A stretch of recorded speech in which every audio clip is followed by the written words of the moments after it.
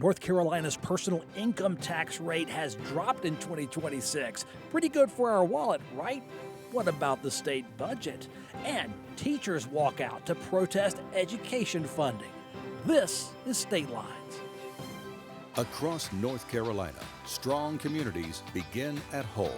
The North Carolina Realtors represent more than 55,000 professionals statewide, focused on expanding housing attainability for all. Quality public television is made possible through the financial contributions of viewers like you, who invite you to join them in supporting PBS-NC.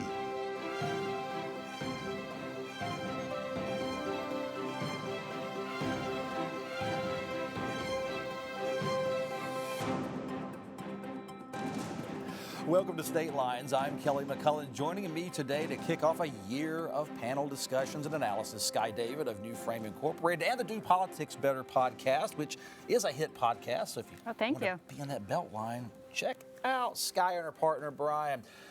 Jeff Moore of the John Locke Foundation is here. Jeff, always good to see you. Glad to be here. Former North Carolina Senator Mike Woodard of Durham County, and a lot of other things now. Good to have you on, Mike. WUNC Radio's Colin Campbell in his customary comfortable seat 4, representing the Capitol Press Corps. Not really, but my old stomping grounds. Yeah, so the it's good to basement have of the you. Legislative Building.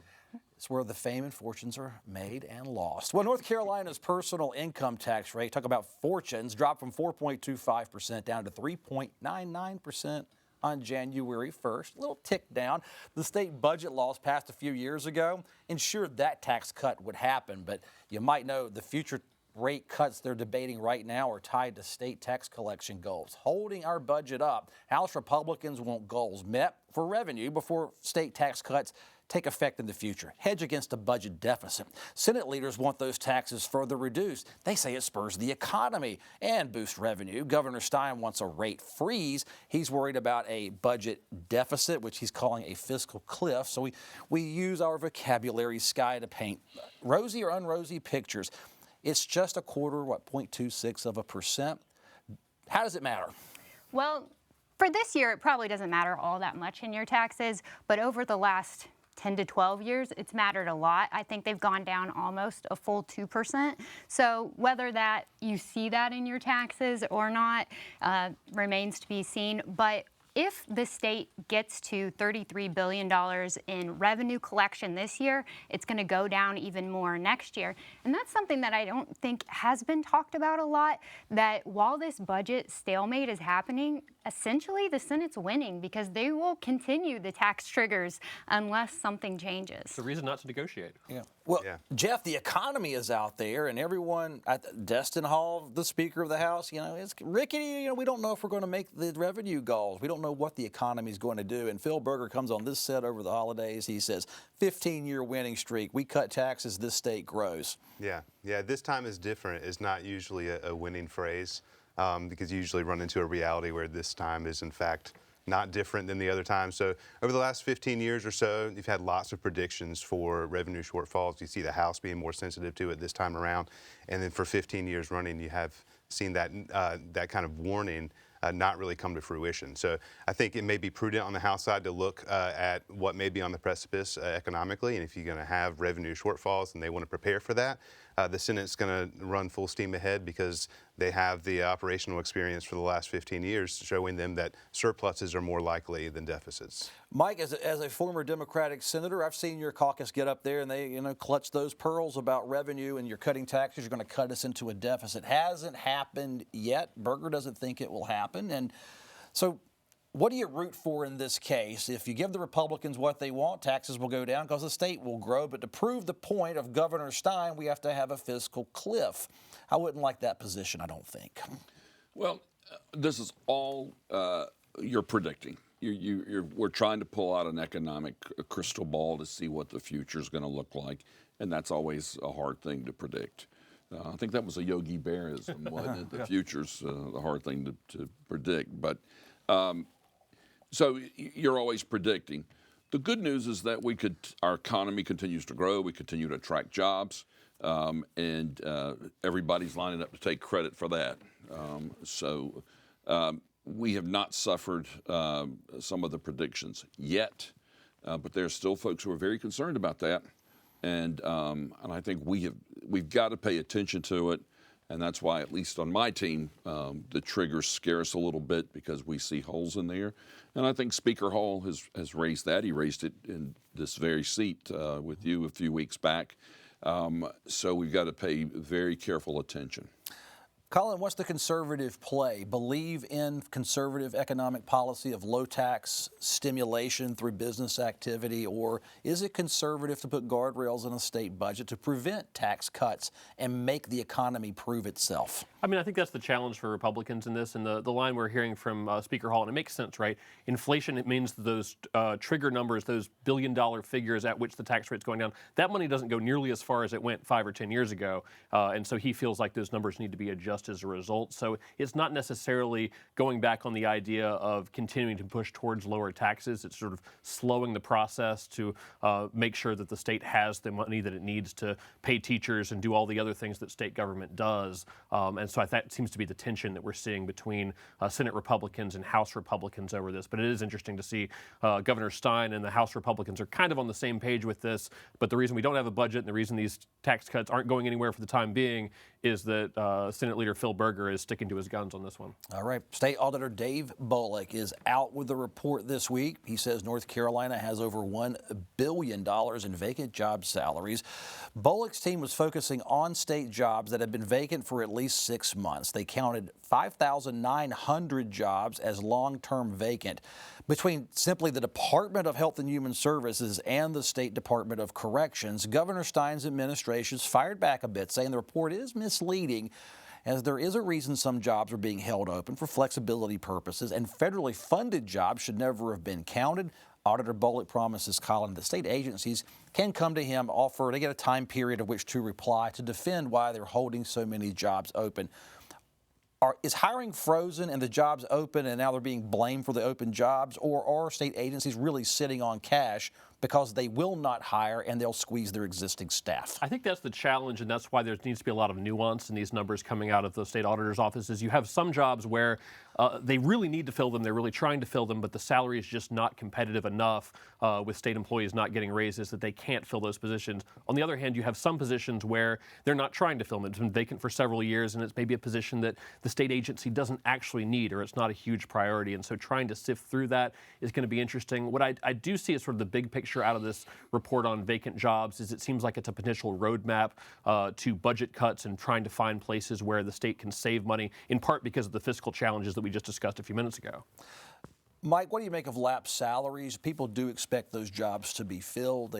People that want services. We've looked at what happened to DMV. They hired 65 new staff, or somewhere in that number, 63. They probably still need more offices and people. How should we, as regular folks out there, take this report? Well, in other state government news this week, water is wet. We've talked about lapsed salaries for years.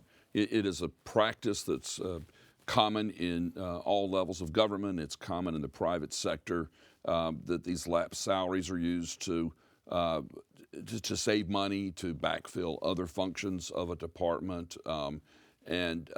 So I think the news item for me of this story is that Treasurer Bullock has put together this dashboard and is encouraging budgeteers, appropriators to use it as a tool. And that I applaud. And I think the governor correctly raised the flag that said, wait a minute, you got to look at the different pots of money that make up the state budget and pay for these salaries. In commerce, I think there were a couple hundred positions actually that are on the books but aren't funded until they're needed.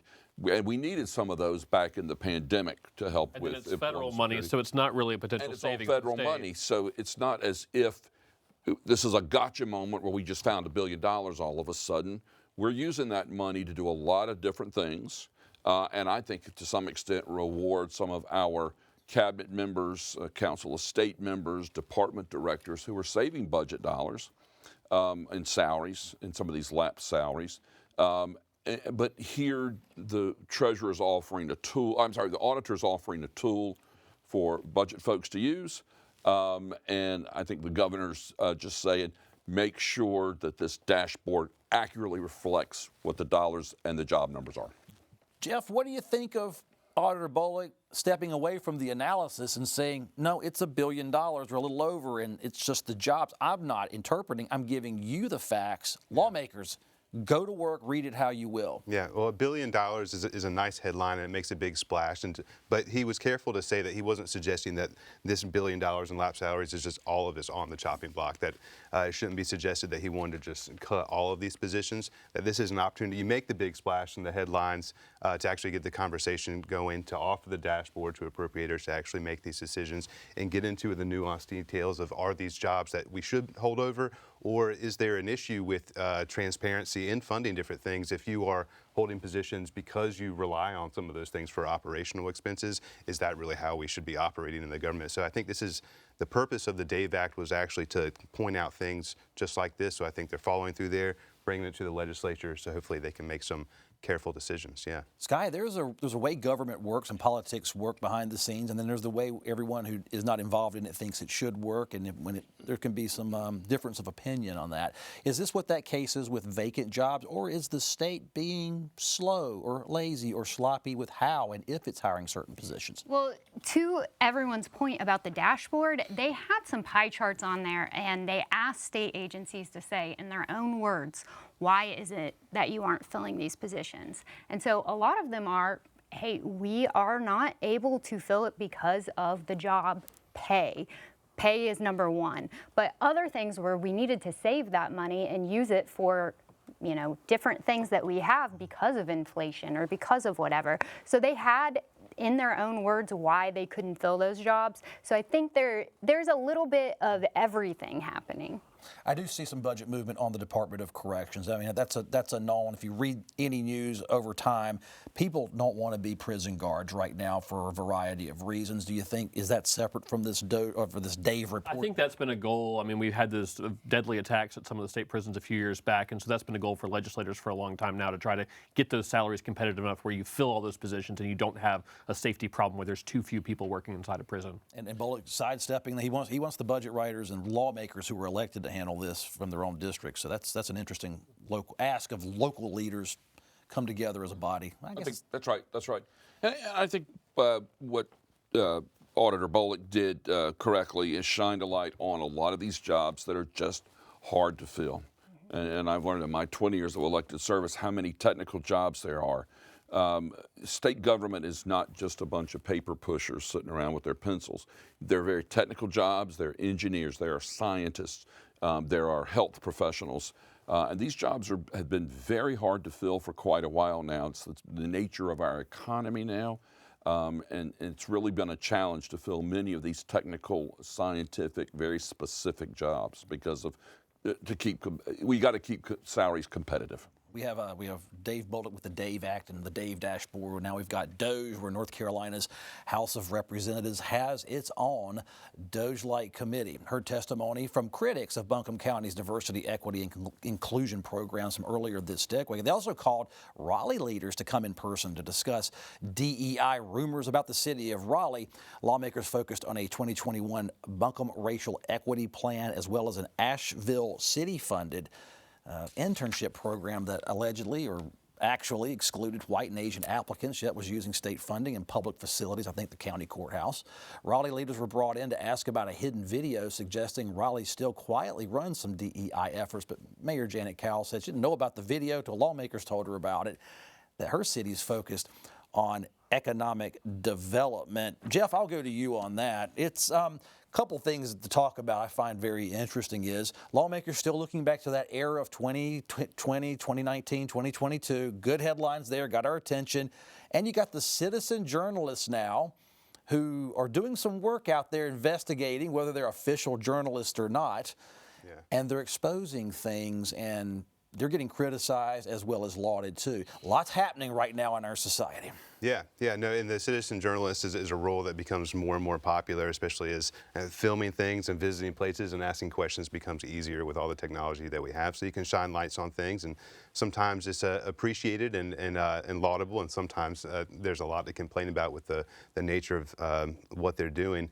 These things, like you said, it's not 2022 anymore, so this would have been more front page in those years, and it's interesting to me how many lifetimes I felt like I've lived since 2022 2022.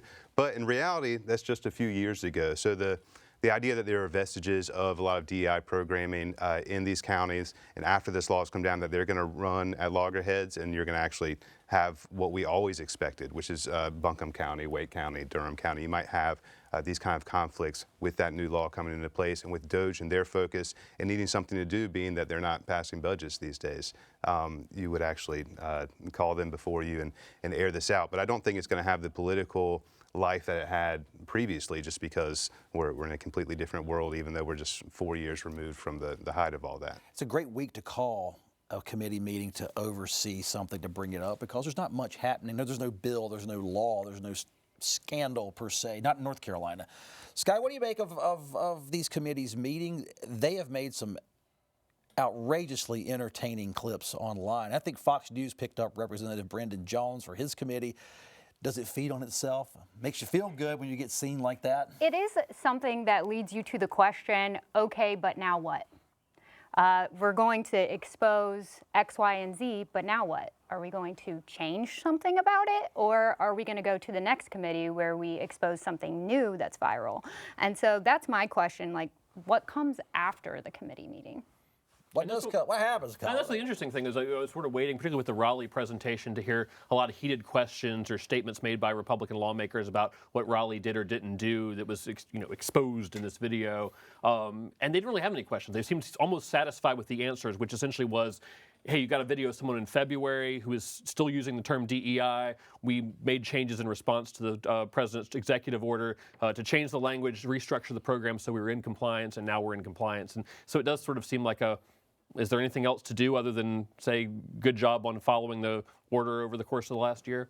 Mike, I want to ask you, everyone's elected in that legislature from a particular county. I noticed some of the more rural, very rural conservative counties are the ones most outraged by Buncombe County doing Buncombe County. How does that work in conversation in the State House?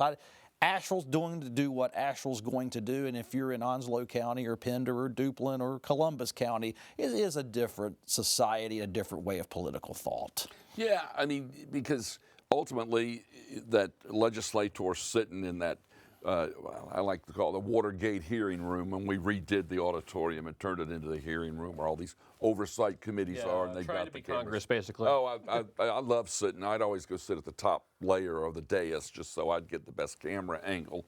But you're playing to the home crowd.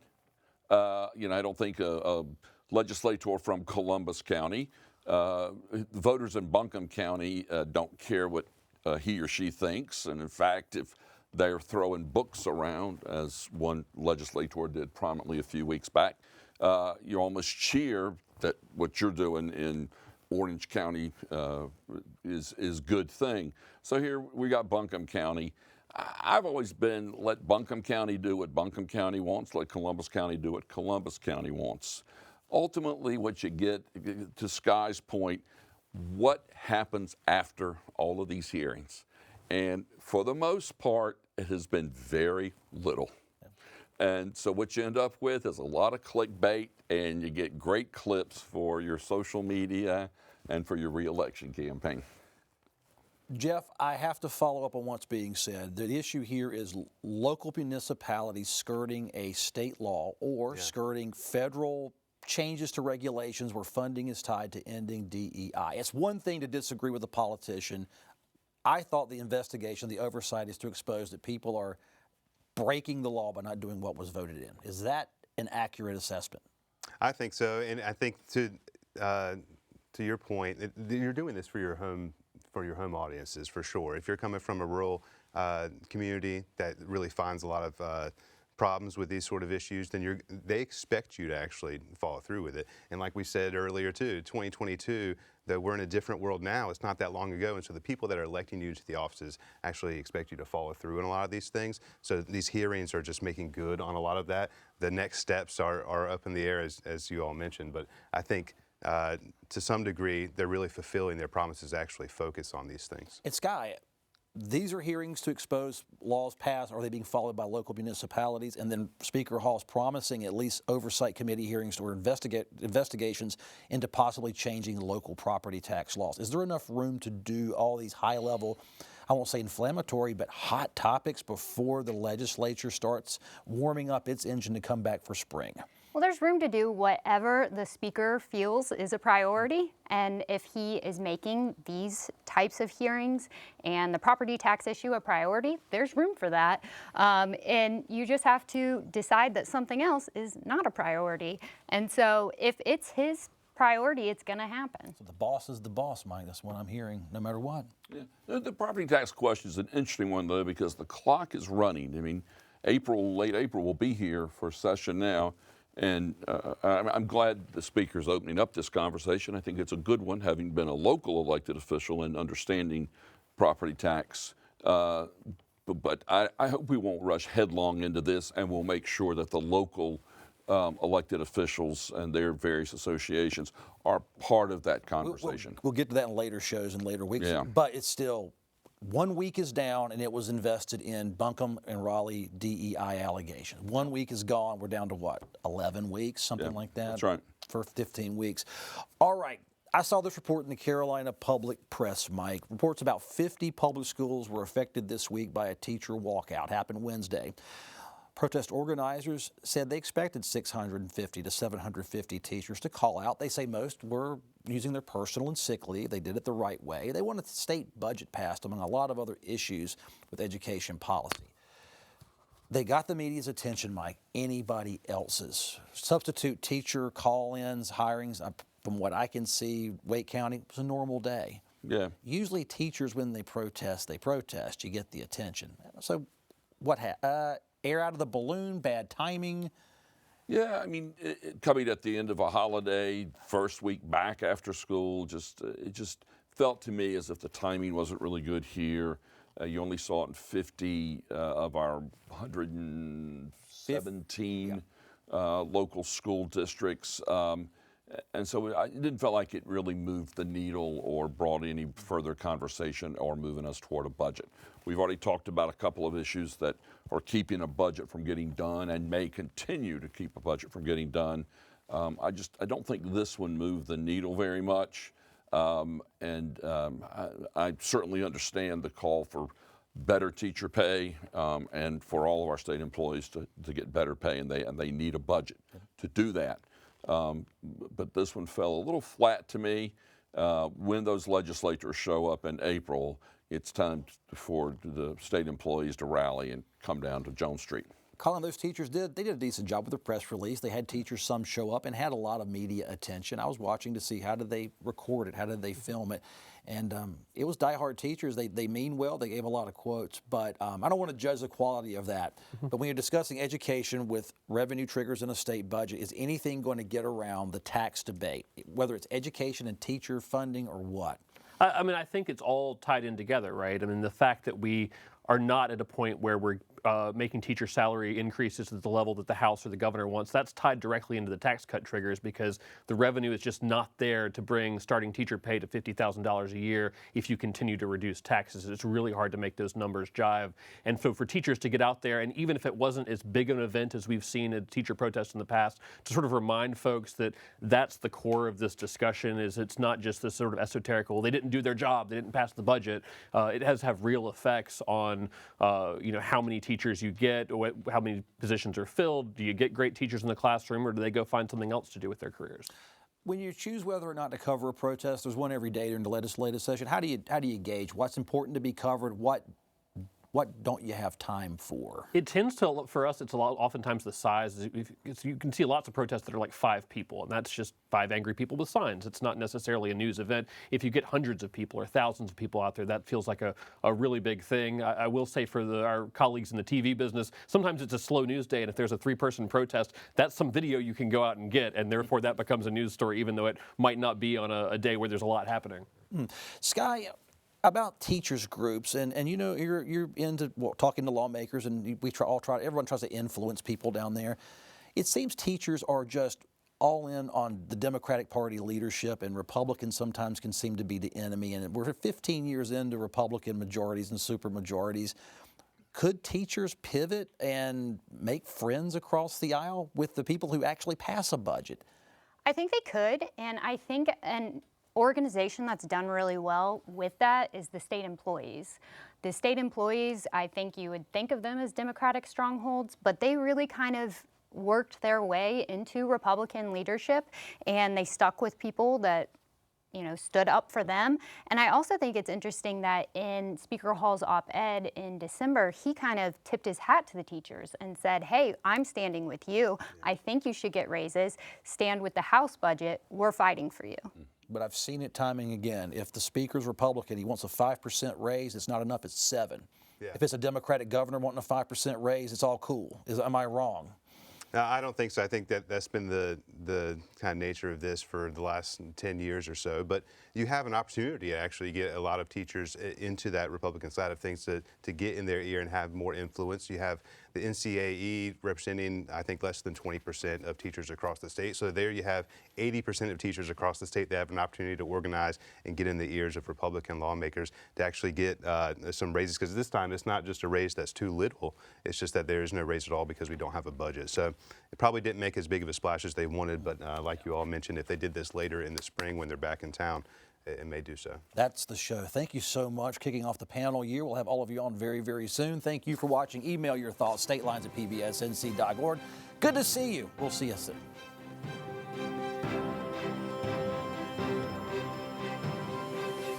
Across North Carolina, strong communities begin at home. The North Carolina Realtors represent more than 55,000 professionals statewide, focused on expanding housing attainability for all.